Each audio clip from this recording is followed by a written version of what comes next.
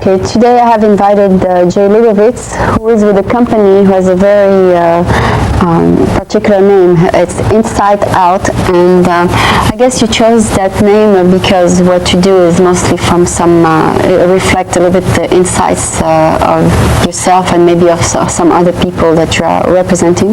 Aline, you said it better than I could have. Oh. The name actually came to me in a dream. That was fun. Oh, okay, so you decided to name your company. And what do you do exactly? I mean, in terms of, is this your full-time occupation right now? Yes. Okay, and what do you basically do? I do public performances of music and storytelling. In cafes?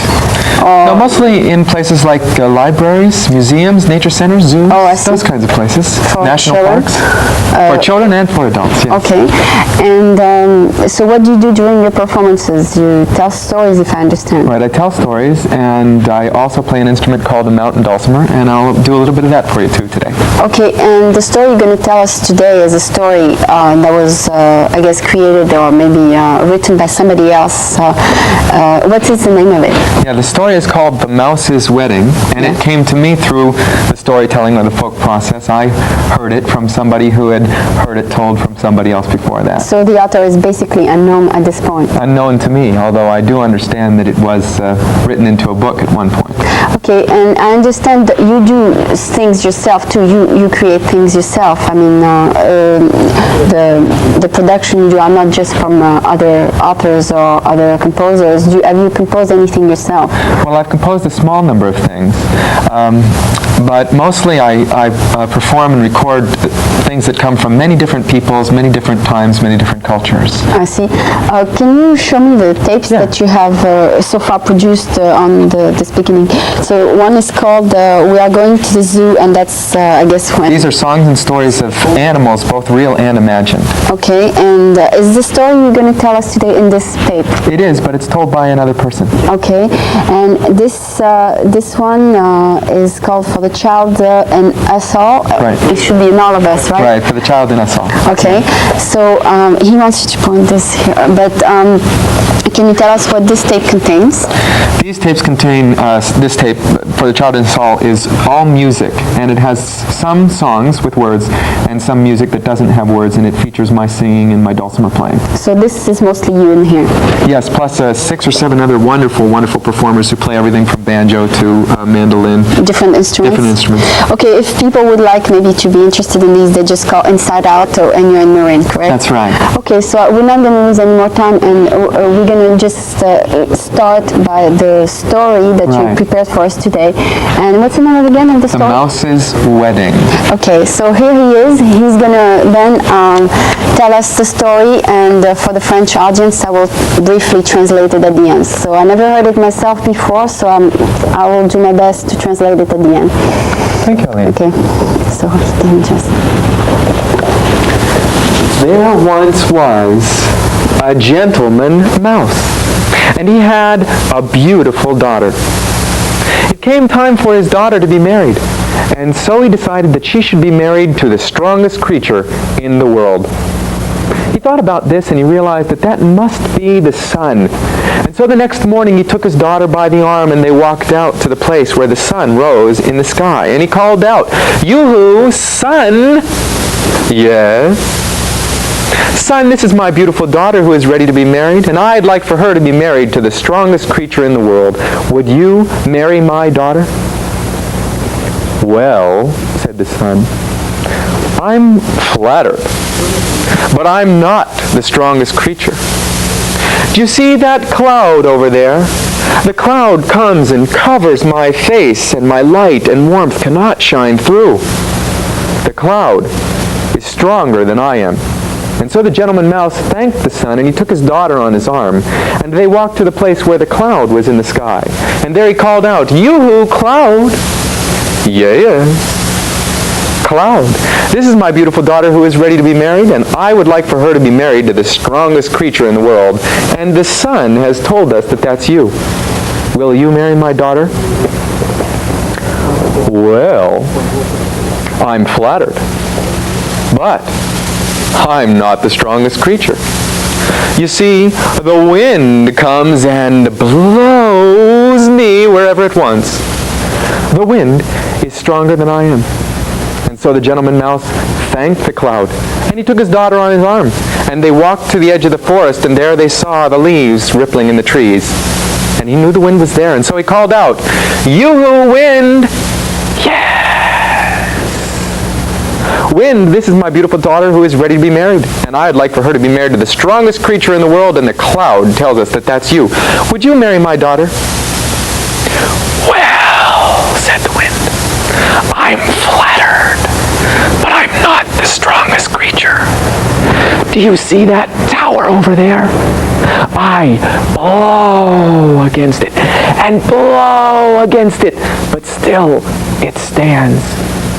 The tower is stronger than I am." And so the gentleman mouse, a little flustered by now, took his daughter on his arm, and they walked across the field until they came to the place where the tower was standing. And he called out, "Yoo-hoo, tower!" "Yes, tower, this is my beautiful daughter.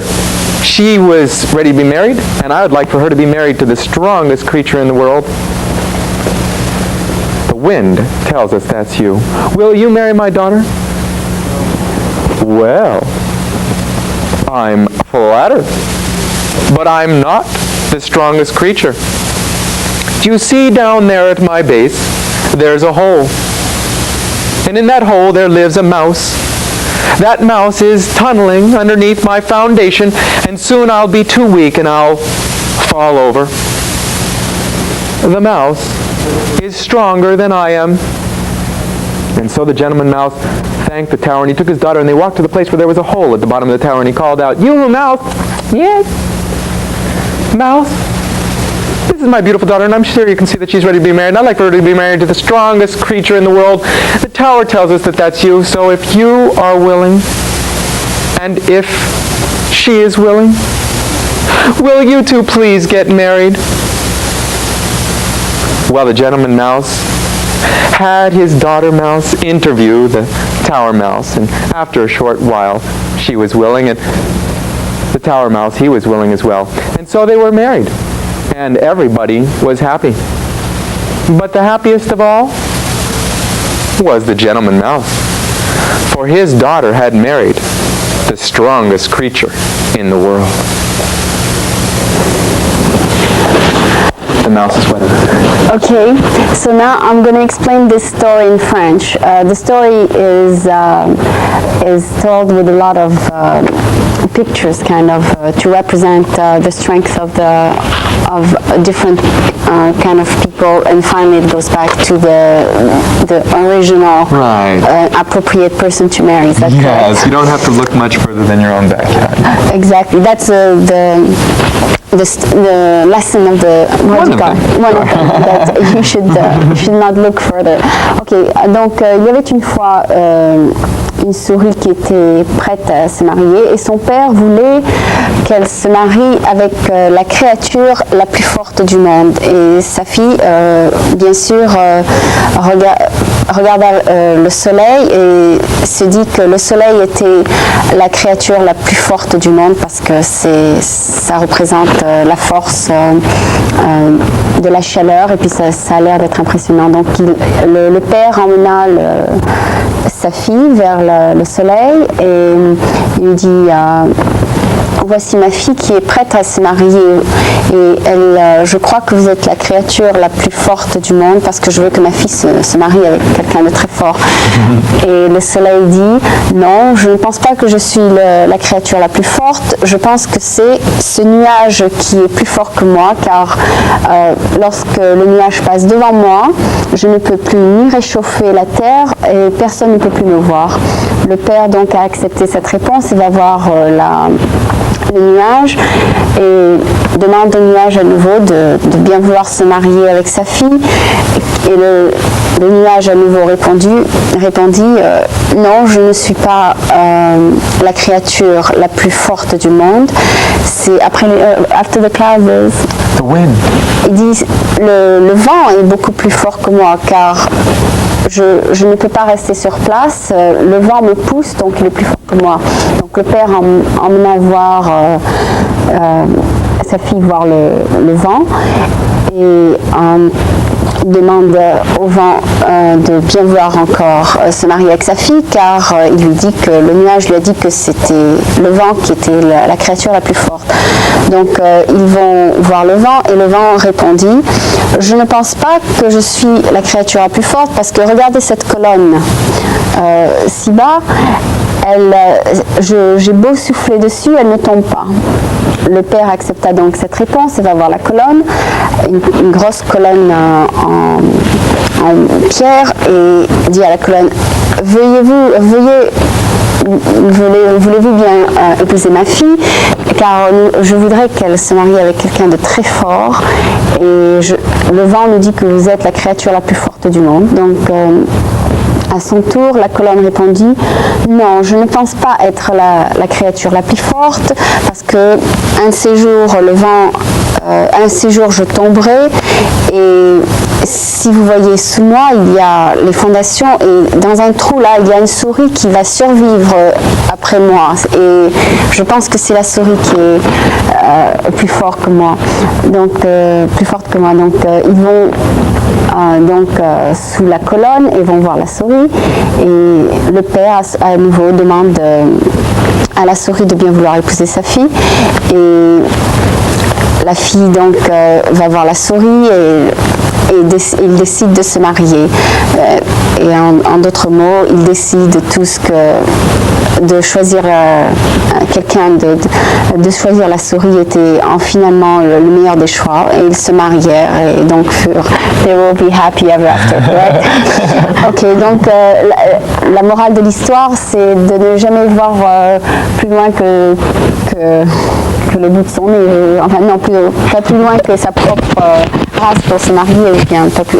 The story is not to look further than your own self for who to marry. I mean, there's nothing stronger than yourself. So you're a very good listener.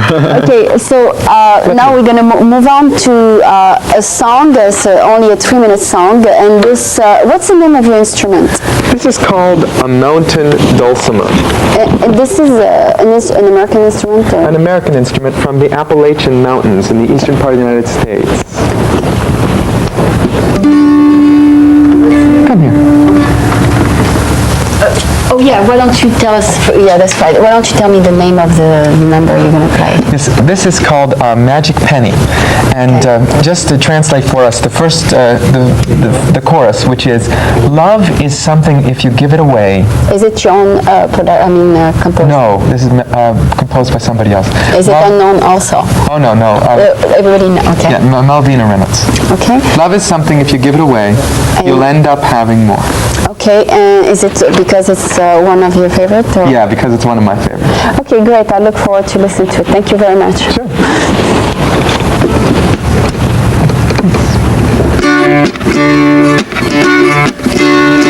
Love is something if you give it away, give it away, give it away. Oh, love is something if you give it away, you'll end up having more. It's just like a magic penny. You hold it tight and you won't have any, but lend it and spend it, you'll have so many to roll all over the floor. 'Cause love is something if you give it away, give it away, give it away. Oh, love is something if you give it away, you'll end up having more. It's just like a magic penny. You hold it tight, you won't have any, but lend it and spend it, you'll have so many to roll all over the floor. 'Cause love is something if you give it away, give it away, give it away. Oh, love is something if you give it away, you'll end up having more. Well, money is dandy and we like to use it, but love is better if you don't refuse it. 'Cause it's a treasure and you can never lose it unless you lock up your door. 'cause love is something if you give it away. Give it away, give it away. Oh, love is something if you give it away. You'll end up having more. So let's go dancing until the break of day. If there's a piper, well, we can pay, because love is something if you give it away. You'll end up having more. 'Cause love is something if you give it away. Give it away, give it away. Oh, love is something if you give it away. You'll end up having more. You see, it's just like a magic penny. You hold it tight, you won't have any, but lend it and spend it, you'll have so many. They'll roll all over the floor. 'Cause love is something if you give it away. Give it away, give it away.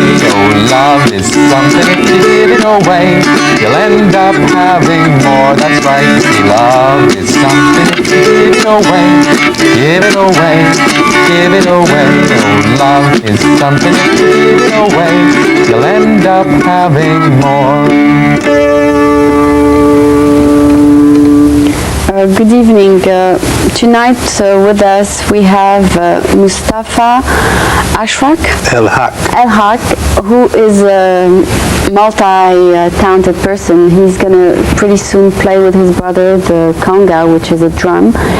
And he also brought with him some unusual paintings, so I decided to give him a few minutes so that he can probably explain to us what his art is all about. To me, when I saw it first time, I thought it was like inspired from art of 3,000 years ago, because it represents some kind of Egyptian art, represents some pharaoh, as you can see. Mustafa, can you tell us what you meant to represent on your painting? First of all, I'd like to say Bismi, Allahi, Ar-Rahmani, Ar-Rahimi, and that is in the name of Allah, Yes. the beneficent, the merciful. Okay, this art that Which is God, right? God, Allah, God. Right. Everybody said different languages, but it's the Different same languages thing. means God, the Creator. Right. Okay, this art that I did was something that I basically start out by drawing on a piece of paper. Yeah. It could be one piece of paper, or it could be many pieces of paper. Did you copy it from another painting from an Egyptian? No. What it was is image, actually. It was during the Tutankhamun Oh, yes, yes, tour when it yes. was through here in Yes. America. They had pictures in a magazine, and they had pictures of different pieces of gold and Yes, exactly. statuettes and whatnot that were in the exhibit. And I took those and put them on a piece of paper, and then decided one day to take some of the drawings that I put on a piece of paper from out of the And decided to magazine do, and put it into a painting. I see. Okay, and I guess next to him is his son or somebody. No, this would be his, actually this is a female. This would be like his guardian, as we have guardian angels. This would be sort of like his guardian angel. Oh, she's kind of small, looks like a child almost. Yeah. Okay, but now, that's the significance of her. a painting like this, how long does it take to do? Well, this one took me 3 days and 3 3 days? nights. Yeah, I just So basically it's just, you go that, you take this from an art store, you get the, fabric? it's just canvas. Oh, it's regular canvas, old and canvas. then you nail it over a piece already of wood. primed on the back, and I just paint on it. And it's oil paint? Yes, it's oil paint. And Did you learn to oil paint in school, or is it? No, it's something I just did. I mean, I used to color with crayons, and Yes. went from crayons to magic paint. markers, and eventually to paint. Yeah. Okay. Well, the color seem fairly good. I mean, they seem to blend fairly well. I mean, they fit together. You brought another one that's totally different kind of style then. Yeah. So I guess, Well, this one here, I basically don't have a name for it. Yes. This other one here, I have a name for it. I call it El Mujahideen and that's a king. Sufi. No, this is a king. The word I just said, El Mujahideen Sufi. means the warrior or the holy warrior, sacred warrior, mystic. I see. And it's also from history? Basically, I just draw pictures of things that I feel. You know, it could have some historical fact, or it just might necessarily have spiritual significance to me, myself, you know. The word here, this is an Arabic word here, says Allah, which means God, as people understand. But he's not God, right? Akbar, no. Akbar is the great, and that's an attribute of God, saying that God is great. No, he's not God. He's just a warrior himself. He's just a warrior that fights in the name. So that must have something to do with your heritage a little bit. Yes, it does. You are from Egypt, or? No, I'm from America. I was born and raised, partially raised in Buffalo, New York. Okay, so actually anybody can start art work just by getting the few material and getting to do it, right? That's what I would say. I would say. I mean, so it there's doesn't take nothing to it but to do it. To do it, actually. Okay, well, thank you for bringing it. I hope your brother will be here so we can. So I hope you liked it. So thank you very much for coming and bringing them. Thank you. Okay, tonight I have invited Rashid El-Hark, who is playing an instrument that's becoming more and more popular in America. It's called the conga. It's a form of drum. And I would like to ask him just a couple of questions first. Rashid, first of all, the piece that you play, have they been recorded before? Or is it pretty much improvised? These are originals that you will be hearing tonight, dealing with different origins, such as Afro-Cuban and American. It's a blend? Yes. Okay, and basically you improvise as you play? Of course, yes. Okay. I've been playing for 25 years, and this is things that I've heard and accumulated together. Okay. Well, I will let you play then. Thank you very much for coming, family. Thank you. Thank you.